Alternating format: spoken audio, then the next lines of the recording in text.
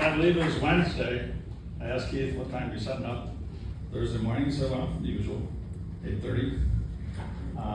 He said, oh, by the way, the guy I had lined up to speak isn't going to be able to be here. Could you fill that? I said, yeah, I've been a substitute before. I can do that. I remember in high school, I didn't go out for football until my senior year. I was the all-star baseball center fielder. I had my name in lights on the gym wall, Cedar Falls, Iowa, Columbus High School. Steve Martin, triples. Steve Martin, base on balls, records. And if the light shone bright on the gym ceiling, my name was in lights. Anyway, for football, I went out senior year. Coach goes, yeah, I heard you're a pretty good baseball player. I'll give you a shot. So I went out, tried out for the split end, sprained my ankle. The second practice, the second day, and I was very thankful because we were having 3 practices that summer in August in Iowa. And I got to sit on the bench and watch. And I was number 88, number 87, number 88, number 89. We just lined the bench, cheered on the ones in the front, said, go, go, go. But I had to leave. I got a job at a grocery store. So I left the week before. We were going to play my home team, Cedar Falls, Iowa. So I could just watch from the sidelines at the grocery store. Anyway, Keith said I had 15 minutes. Yeah. So I got to put in 70 years in 15 minutes. I was born November 23rd. It wasn't Thanksgiving that year, but every 4th year it's Thanksgiving. My brother. Well, good for him. Partners. Yeah. My parents were poor. They're farmers. Mom delivered me in a White House, Plainview, Minnesota, 10,000 people. I met the lady who brought me out. And I'm not like Peter, where I've died 13 times almost. I only died once. She had to beat me a couple times to get me to breathe. I don't remember that, but my mom has told me several times, you know, you're here because God has brought you here. That's right. So thank you, Mom.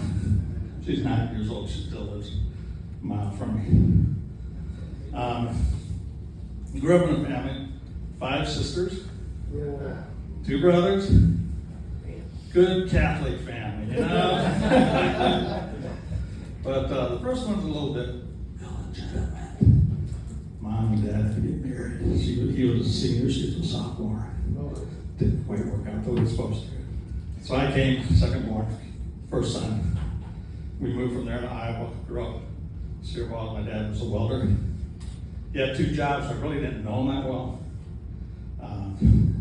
Later on in life, he started his own business. He was an electrician. Grew up in Cedar Falls, Iowa. I went to Columbus High School, 12 years of Catholic education, best in the world.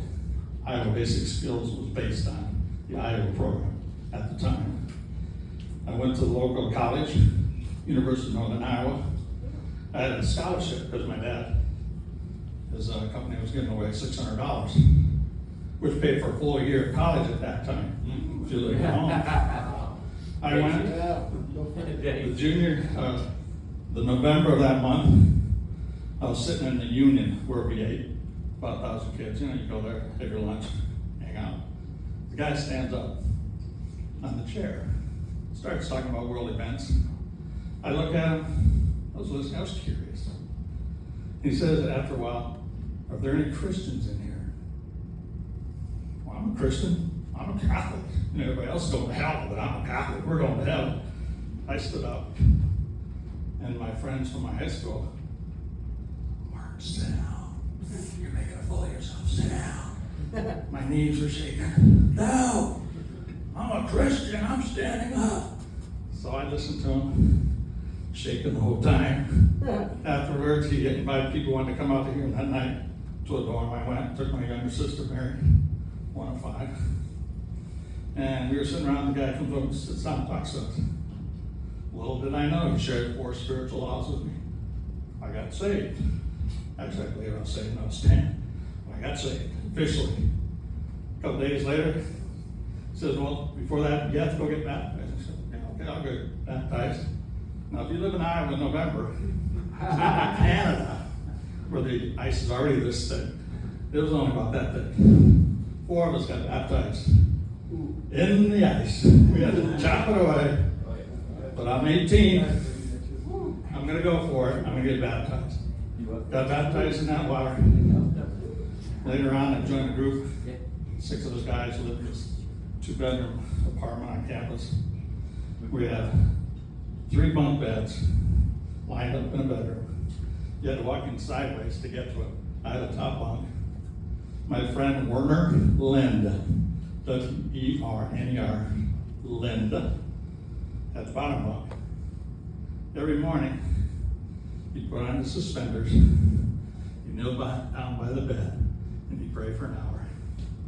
After a while, I got a little annoyed because I had to crawl over him to get out of bed, go to work. I had given up my scholarship, took classes in Bible history, Bible archaeology at the university, thinking, I'm going to learn everything there is about Christianity. Well, you leave those classes and you don't know anything about Christianity, and they tear everything you believe down. So I ended up moving to Peru, Illinois, 5 hours away.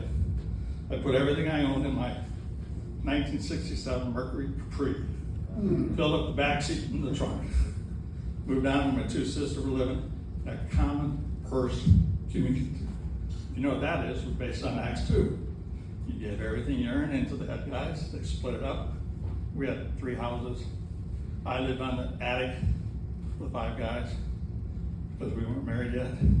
I was 22, desperately looking for a wife. And at night, Sunday night was the best night because then the ex-Baptist preacher who got baptized in the Holy Spirit, kicked out of his church. The vote that lost it for him was given by a 12-year-old. So he started this church, Victory Church, started this community. Sunday nights were the best because we had the Holy Ghost runners. Believe me, they were running. We had deliverance. I've seen demons come out of people, and they aren't nice. And the guitar players were young guys, the drummer, and the high school girls loved it. So they came. I had my eye on this one, Dorothy Hamill haircut, white painter pants, but her best friend had her eyes on me.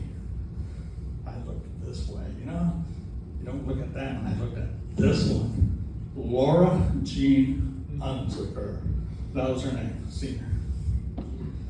Because I was in community at the time, if we ever had to go on a date, we always had to have chaperone. So I asked my best friend, who was married, take us up to the Joyful Noise coffee house, Christian coffee house in Chicago. Lori and I, you know Lori. And he did. On the way home, like every good young man does, in the back seat of a car, I knelt down. Lori, will you be my wife? She said, oh yeah, sure, why not?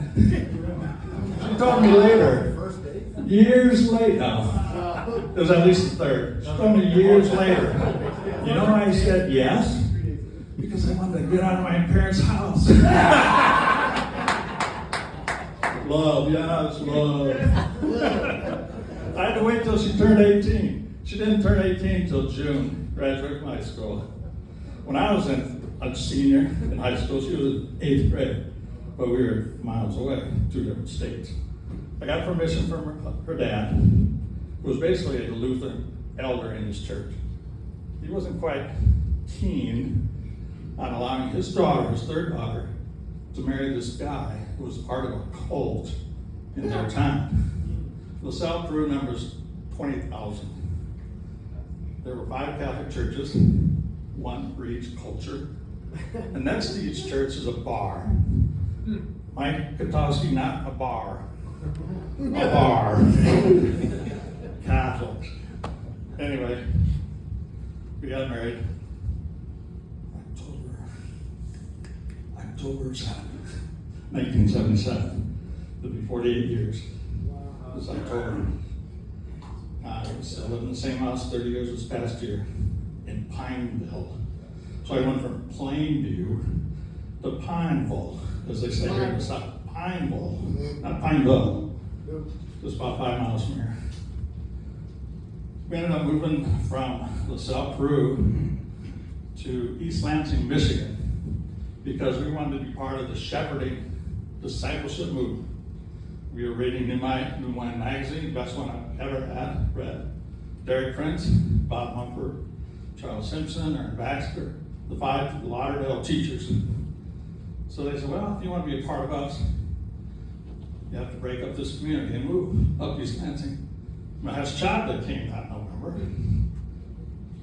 This Indian evangelist, healing evangelist, comes to LaSalle, Peru, Illinois.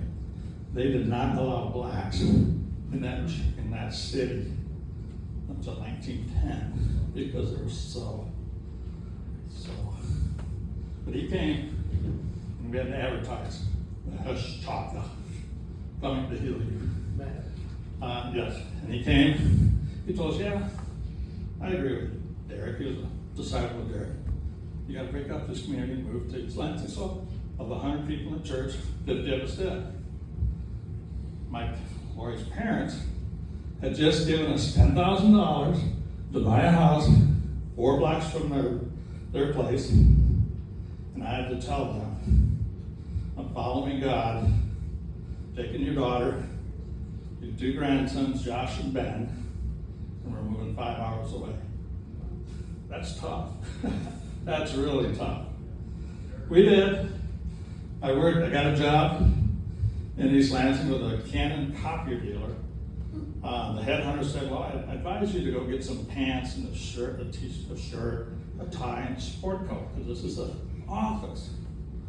I didn't have that stuff. I went to Kmart, got a tie.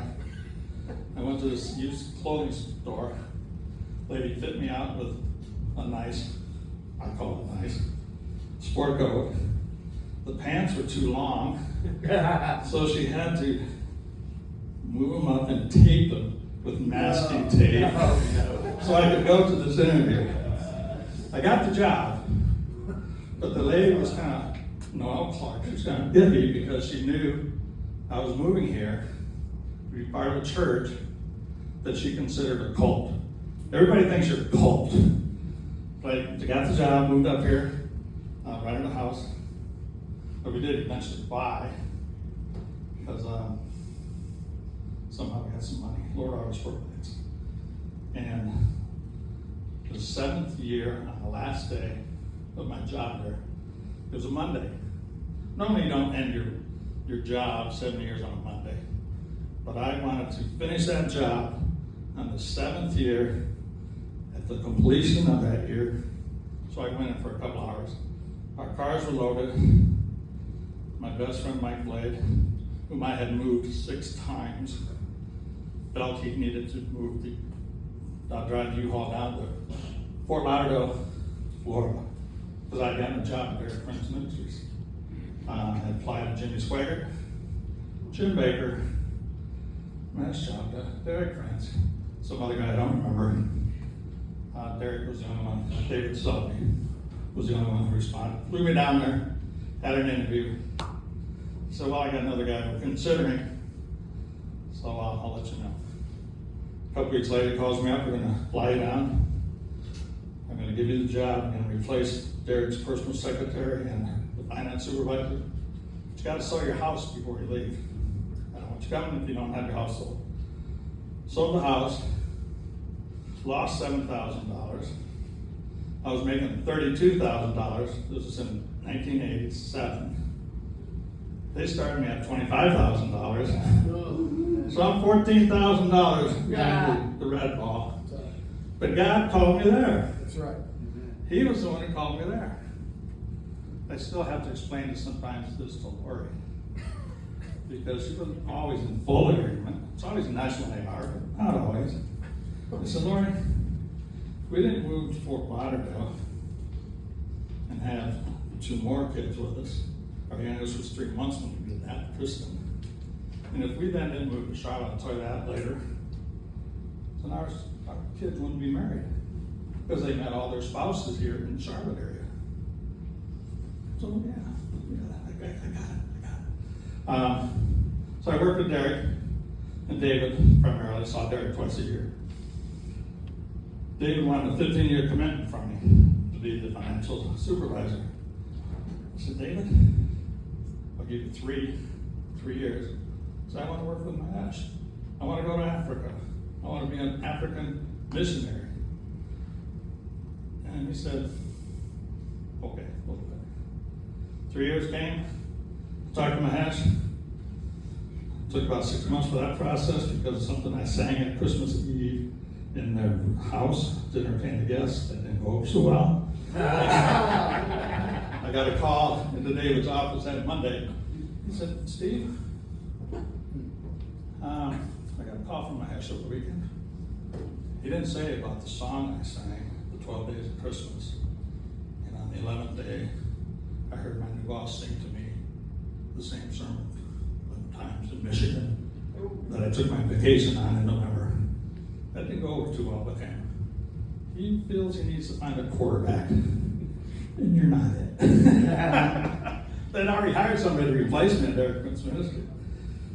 So David said, I'll keep you on 6 months. In the meantime, we were going to either move to Charlotte, be a part of Rick Joyner, Morning Star, or go to Kansas City. Mike Bickle and Ahava. Those are choices. So we get prepared for that. Mahesh calls me over one day. Said, Steve, it was at lunchtime. I couldn't go on the evening or Saturday. That'd be my lunchtime. I walk over there. Steve, I have this fax that I found on my desk. And I said to myself, yeah, I clean your office every morning, every Saturday. It was on the fax machine. I put it off and put it on your desk. And it said, it was from this prominent black pastor in Georgia, Atlanta. I am going to give you $1,000 a month.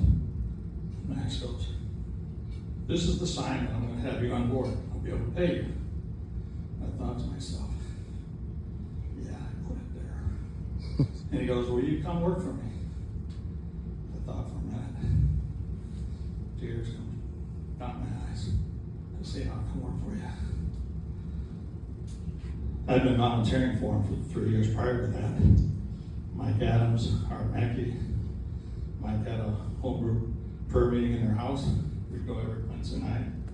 So I was faithfully serving Mahesh and Bonnie. And I got on full time. It was me and another young lady, plus we hired this guy. I know about drugs.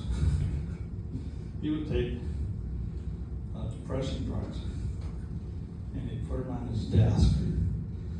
I said, Jerome, this is a healing ministry. I don't think it's too good that you put your medication for depression on the desk as people walk through our office. Can you just put them in the drawer? Yeah. And he did. Anyway, we decided to move up here in 1994. 2 years prior to that, I had a dream. Very vivid. In fact, I put it in a book written in 2014, Prophetic Stories, Signs Along the Way. It's not only this dream in it, but I had several about Heritage USA. Being a lifetime member 3 times over, I had invested in this place in 1985. In fact, in 1994, right against this wall, All Nations Church, we had our meetings here. I led worship 30 years ago. I don't think it was either that wall or that wall weren't here because it was a larger room. Melba was part of our singing team. You know, Melba, she's in the church. Anyway,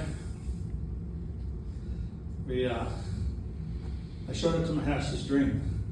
It had a big 9-bedroom, 9-bathroom house, brick, a farmhouse with a porch on it, 2 rocking chairs across the little driveway, had another little cottage, and at the end of the drive it had a barn. In the dream I called it a working barn. So I showed it to Mahesh the next morning. The places they had wanted to move to were either Denver, San Francisco, Phoenix, Mike was the other ones. Yeah. Okay. Charlotte. They didn't want Charlotte. They said Charlotte was the belt buckle of the Bible Belt. In no way were they going to move here. No way. One of those 3 lifetime memberships I had bought was for them. This was in 1985. I gave it to Bonnie. She laughed at me. We're never going to use that. No way. So, anyway, I showed it to Mahesh. He puts it in his drawer. I found it later because I cleaned his desk. I took it, put it in my drawer, and I got a picture of it. I'm not a salesman. I've written 37 books. They're on Amazon, and I get 45 cents a month in royalties. So I'm not selling books. I'm just telling you about them. So it was decided in 1994 to move to Charlotte. Rick Joyner had told Mahesh and Bonnie that Lamb's Chapel, which was owned by Harry and Louise Bizel, were leaving it. They were going to move to Moravian Falls. They had this 15-acre property. They'd sell it to us for $1 million. Huh? Oh my gosh. I got to extend my life. All right.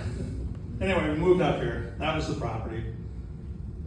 I remember number 13 and community house. Well, the property was on a community house road, and it was 13 hours from Florida to Charlotte if you drive the speed limit. We moved up here. I worked in Mahesh and Bonnie 14 years. The 13th and a half year,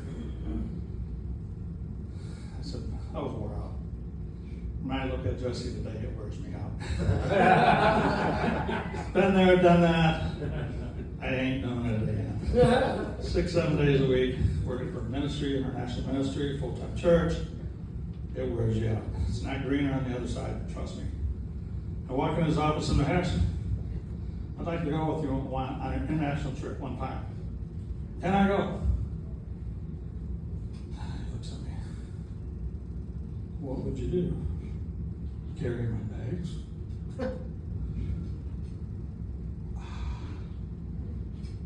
Right in the heart. I walked out of the office, walked over to mine, walked back to the secretary. She looks at me. Are you going to quit? I look at her, walk back to the office. Mike knows all about it. I said, yeah, that office too. And I called my friend in England, Martin Berger, who had the office there for the ministry. When are you going to Jerusalem next? He goes every other month. So I felt the Lord telling me you need to go to Jerusalem, the center of the universe. So I said, yeah, I'm going in May. Come on, stay with me one night. We'll go down to Jerusalem 2 nights, come back. I went down there, we stayed at the Mount Zion Hotel, across from the Hinterland Valley, which on the other side is Oscar Schindler's grave. I walked to the Western Wall. That's where the Lord told me to go. Walk to the Western Wall. I walked to the wall, stood there. I'm a Gentile. I'm not circumcised.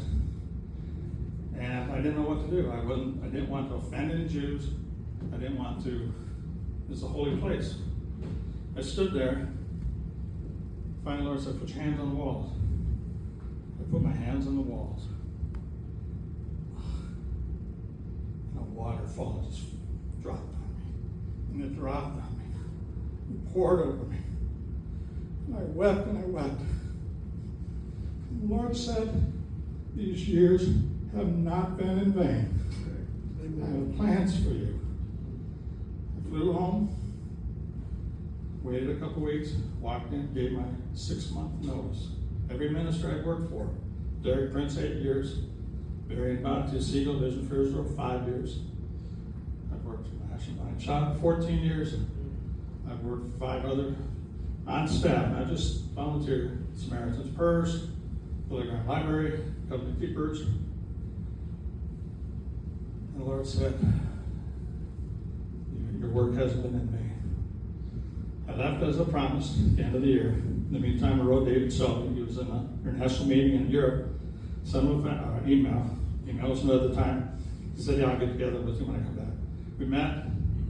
He said, well, it's pretty good timing. I'm about ready to fire my financial supervisor because the auditor won't audit the books. He said, they're a total mess. You come on board, I'll give you 3 months to clean them up. I did, started January 1st, 2000. First day, paid, I'm off. And then I stayed with David for 5 years. We had a conference. Peter and I worked together at the ministry. We convinced David Selby to have a conference. Barry Segal was part of it. A couple months later, he contacts Dave and said, yeah, I'd like to have Steve come work for me, transfer my office from Savannah to Charlotte. We let him. David calls me into his office. He goes, Steve, you're going to be able, I'm going to allow you to do this. 6 months transition because I trust you. You work half for Barry, you work half for us, and then I'll release you.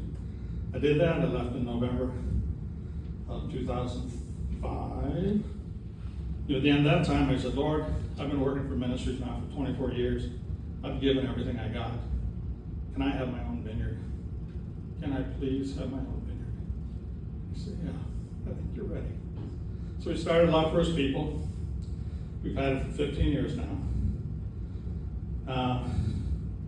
In 2002, 3 minutes?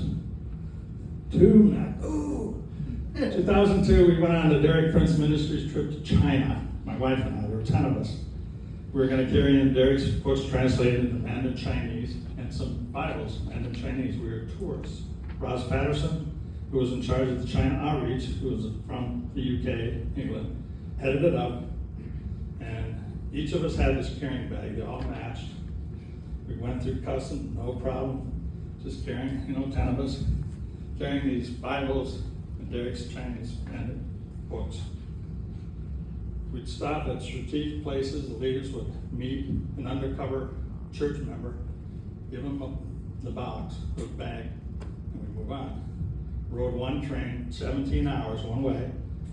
You could only do a number 2, you know what I mean, when the train was moving, because there's only a hole in the floor.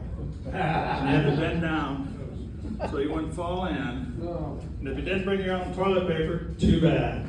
You know what I mean? So we went to Beijing. We took a day off because we were tourists. We went to the Great Wall.